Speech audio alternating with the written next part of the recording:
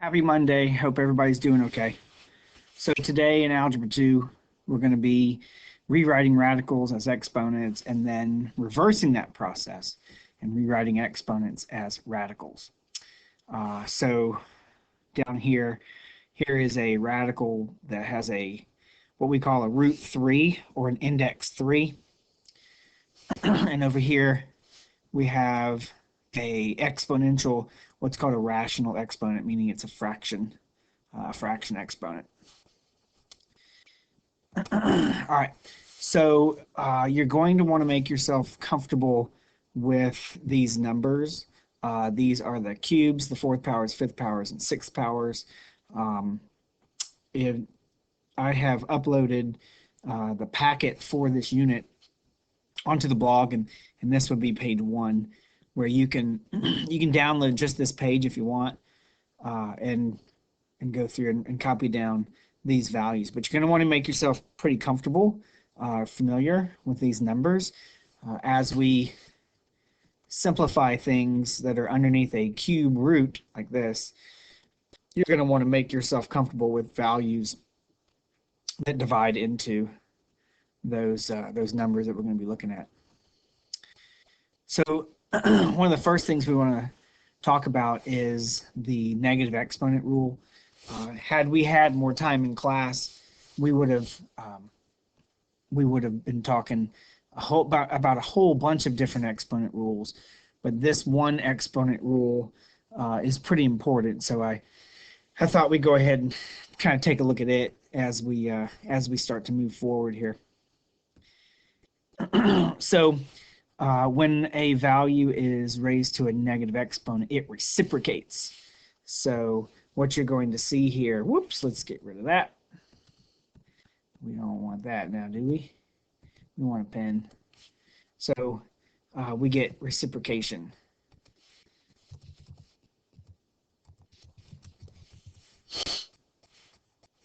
And if it would help if I spell it right.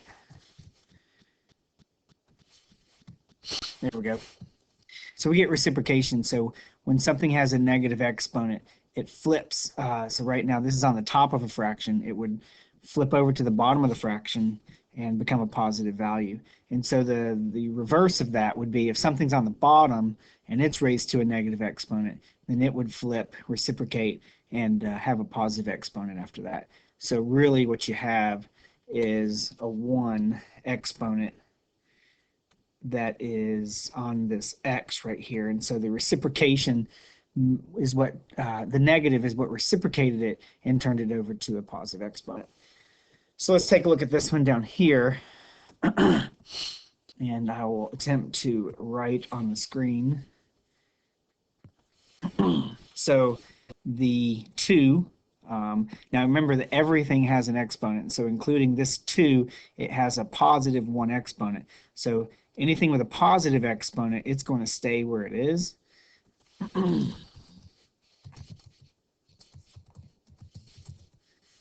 They're going to stay where they are. And anything with a negative exponent is going to reciprocate. So this 2, having a positive 1 exponent, is going to stay on the top as a 2. Let's try that again. There we go, that's better. This x to the negative 1, because it has a negative exponent, will move to the bottom and become a positive x. This y to the second power will stay on the top. This z to the negative third power will move to the bottom and become a z to the positive third. Sorry about that. So we'll try that again. Let's do this. Z to the third power, and we'll move that, shrink it, and move it up. It's going to be, it'll be on the bottom. Move that there. So it takes care of the top stuff. So the stuff that's on the bottom, the 3, seeing as how it is a positive exponent, it has a positive exponent of a 1. That 3 will stay on the bottom. The m to the 4th also has a positive exponent, so it will stay on the bottom. The n to the second power, that's a negative 2 there. So it moves to the top of the fraction and becomes a positive exponent. And this p has a positive 3, so it'll also stay on the bottom of the fraction. So a little rudimentary writing there, but I think you probably see what we're trying to accomplish. Okay, so let's move on to the next slide here, where we're going to start taking the exponents right here. It's 4 to the 3/2 power. And so you'll see we have a base number, there's an exponent on the top, and a root on the bottom. So this is going to be rewritten as a radical. And then if we need to, we'll simplify it. So the base, which is 4, stays the base and goes underneath the radical. So it would look something like this. The 4 stays underneath, that's the base, so the base of the exponent stays the base of the radical. The exponent, which is on the top, so our exponent is the 3, becomes the exponent over here as well. So really, the exponent stays the exponent. So we'll get 3 as an exponent there. And the root, otherwise known as the index, this 2, which is on the bottom of the fraction, this 2 right here, goes to the root, which is what goes inside this little checkbox. So we'll get a 2 inside there. Now, it does say it wants us to try to simplify that as much as we can. So if we were to go back to page 1, which is where all of these are, and you say, okay, what is 4 to the 3rd power, right? Well, 4 to the 3rd power, right here, 4 to the 3rd power is 256. So we get, and let me change this up, we get, we now have the square root of 256. I'm going to redo that. Didn't really like the way that was working. So we'll have the square root of 256. So if you remember, you can use your calculator at this point. And yes, we still have a 2 right here. Most of you guys know how to take the square root. So square root of 256. So the square root of 256 is 16. So 16 would be the final answer of 4 raised to the 3/2 power. So now we'll move on to the second example here. Okay. So if we rewrite this negative 2 5th power as a radical over here, that'll look like this. So we have our radical, 5 becomes the root, 32 stays under the radical, negative 2 remains the exponent. Now, most of you guys don't know what 32 squared is, and I'm going to be honest with you, I don't either. So what might be easiest to do is to take the 5th root. And so what we can do is we can come back over. We have our 5th powers over here, and you can see 32 is a perfect 5th. So if we move over to here, you can see that the 5th power of 2 is 32, so therefore the 5th root of 32 will be 2. So we can now say we have 2, which is raised to the negative 2nd power. From what we talked about on this page, since we have a negative exponent, that is going to become a fraction. And hopefully we all know that 2 to the 2nd power is 4. So that's this example. That's the final answer of 32 raised to the negative second fifth power. All right, so let's kind of take a look at some other examples and kind of just rework. So this page is just about rewriting. So rewrite the following expression. That's it. Just rewrite it. We're not interested on this page in doing anything else except rewriting. So these are all radical expressions. So what we want to focus on is writing it as an exponential, a rational exponent, meaning give us a fraction answer, fraction exponent. So we'll scoot this down a little bit. Change it over to a pen. And so what we're looking for is just taking 27 and giving us a fraction as an exponent.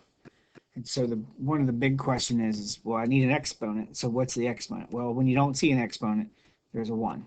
So each one of these all have a 1 exponent. Over here, the 48 has a 1 exponent, but the A has a 3 exponent. So each problem needs an exponent. Every letter, every number needs an exponent. So we went ahead and did that. So when you look at what we were saying over here, the exponent goes on top of the fraction, the root goes on the bottom of the fraction. So this is 27, the exponent goes on top, that's a 1, and the root, which is 3, goes on the bottom. So that's 27 to the 1/3 power. And try to do a little bit better job than I am of writing this as an exponent. It's kind of tough to write the number small and still get you guys to see what it is that I'm trying to write. So make sure you're writing it as an exponent. So over here, what's the root? If you don't see a root, what is it? Well, you're supposed to know that it's a 2.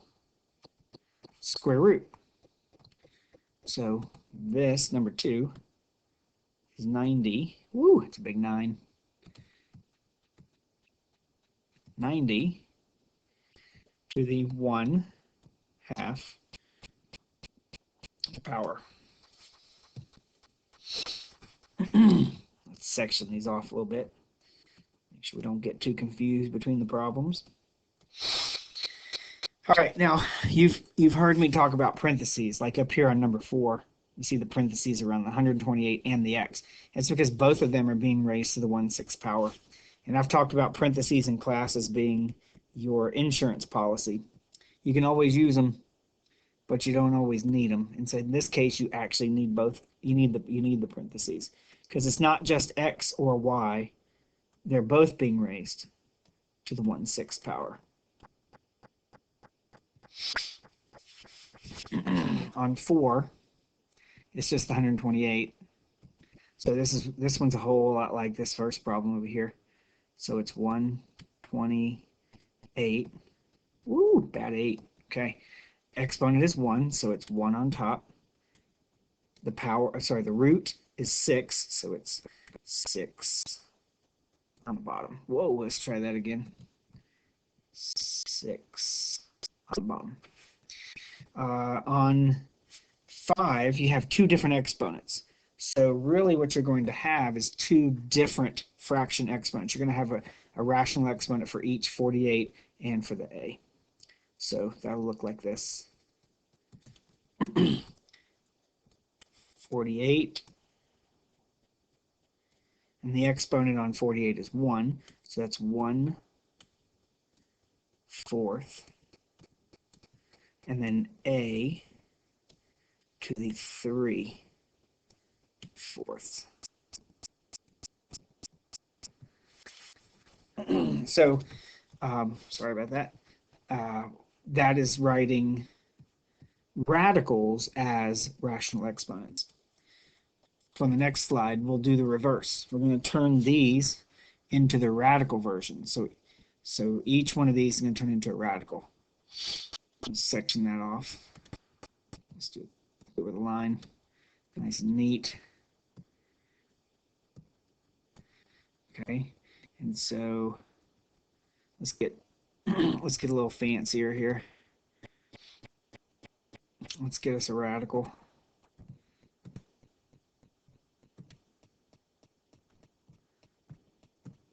maybe it doesn't like it. All right, so we're going to write radical 16, and then the exponent is 1.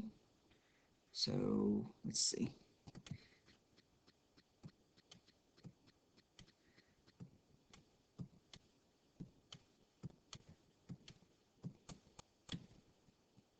That's the exponent.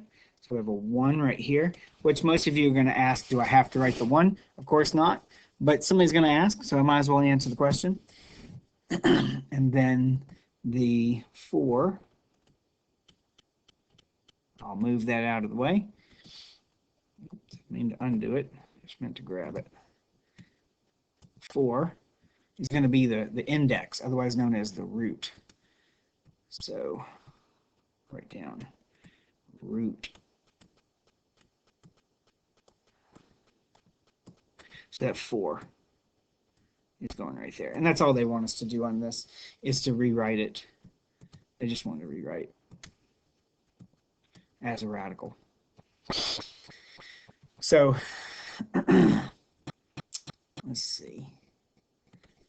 So what we have here is the 1, 1, 1, 1. These are our exponents. Now it's going to change a little bit here on number 8. But each one of these has a 1 in the numerator, so that 1 is going to be our exponent. That's not a very good one right there. So let's write our radicals. So we have 300.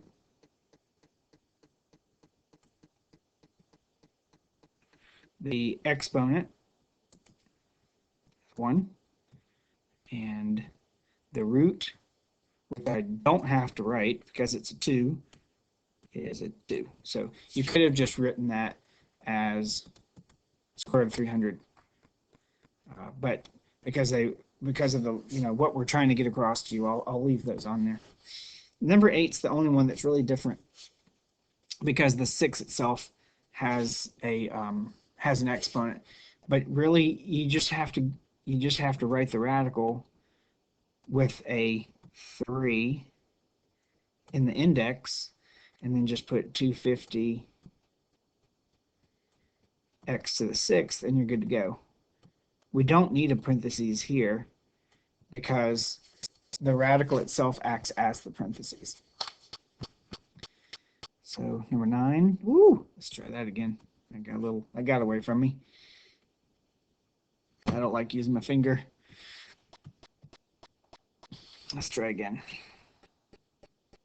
So we can put our 6 as the index, A, B, C, and we're done with that one.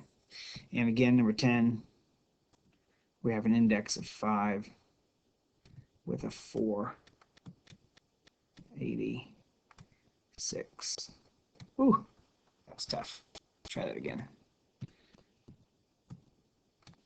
486. That's a little bit better. So that's the basis of the unit. And so now I'm going to show you some problems that are within Delta Math, which is what your assignment's going to be. So that was pretty much the end of the lesson. So your homework's going to be Delta Math. You got 18 problems. There's 3 different groups, so you have 6 problems of each. And so there's 6 problems like this one, and so you're asked to just simplify it.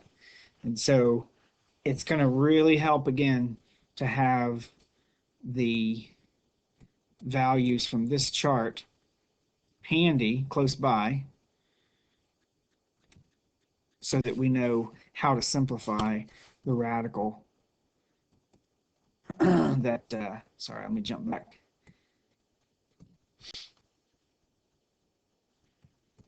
So we know how, so we know what the cube root of 125 is. So basically, if we break this problem down, how we did square roots, it would look something like this. You're going to do the cube root of 125 And then you'll do the cube root of x to the 18th. I think most of you guys will notice in the chart that the number 125 cube rooted is 5. And then over here, what you want to do is you want to rewrite this as 18 divided by 3. Okay, so this right here, what I just did was I applied the rewriting of radicals, as rational exponents. So now we do this division of 18 divided by 3, not a very good circle. 18 divided by 3, and we get a final answer of 5x to the 6th power. Now, Delta Math is set up so that you only get one attempt on each problem. So make sure that you're typing in exactly what you want. You're not penalized when you miss a problem, but you'll just have to redo another one. So 6 problems like that. And then you have 6 problems that are very similar to that. You just, now it's multiple choice. So if we take a look at the 4th root of 16, just that part of the problem, go back to the chart way back here, and you look at your 4th roots, and voila, right there, there's a 16.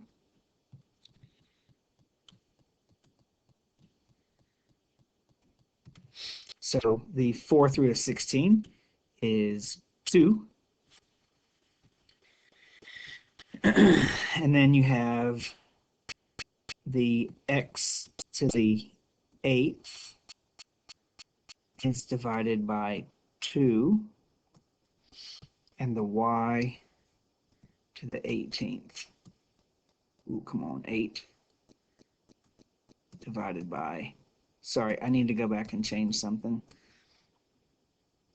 This is supposed to be a 4. Right there. Because the index is 4, the denominator is supposed to be 4. I think I went ahead and did my math too quickly on you. So then we'll simplify these fractions, and we'll get our answer. So we bring down the 2. X, 8 divided by 2 is, sorry, 8 divided by 4, there I go again, is 2. And then we have y, and this fraction simplifies, but it doesn't divide out completely. So it'll be 9 over 2, which should be that answer right there. So you have 6 multiple choice problems. And then you have 6 more multiple choice problems, but this time these problems are about, oops, sorry, that was supposed to be a highlighter. These problems are supposed to be negative and fractional exponents. So you'll see you have a negative exponent right there, which, if you recall from earlier, reciprocates. Okay, so all of this x squared minus 7 is being raised to a negative, so all of this right here is going to end up on the top of a fraction. So come on, pen, where are you? So all of this right here moves up to the top, which allows us to eliminate this one and these answer choices. And now the difference between the two answers is one has a parentheses and one does not. And so the question is which one of these two is being raised now to the 2nd power, and it would be this one right here. So you've got 6 problems that are negative and fractional exponent. So that was negative and a fractional exponent at the same time. Okay, good luck. I will be here for you. You just have to contact me. Guys, we'll get through this the best we can. Y'all have a good morning, and I will talk to you soon.